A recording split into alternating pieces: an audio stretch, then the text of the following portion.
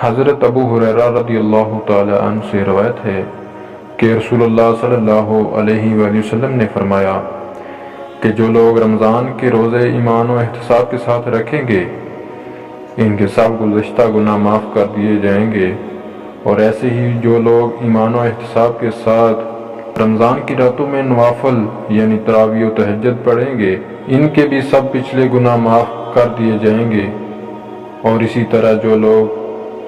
شب قدر میں ایمان و احتساب کے ساتھ نوافل پڑھیں گے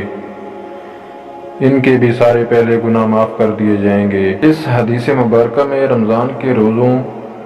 اس کی راتوں کے نوافل اور خصوصیت سے شب قدر کے نوافل کو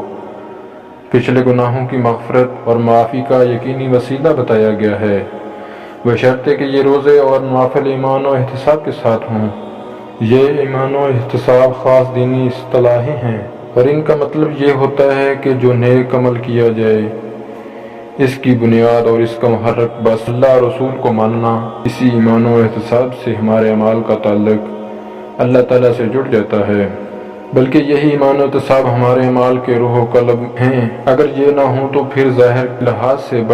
بڑے اعمال بھی بے جان اور کھوکھلے ہیں، جو خدا نخواستہ قیامت کے دن کھوٹے سکے ثابت ہوں گے۔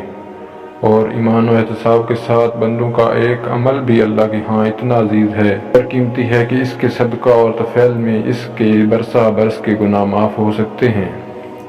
اللہ تعالیٰ سے دعا ہے کہ ہمیں ایمان و احتساب کی یہ صفت اپنے فضل سے نصیب فرمائے، آمین۔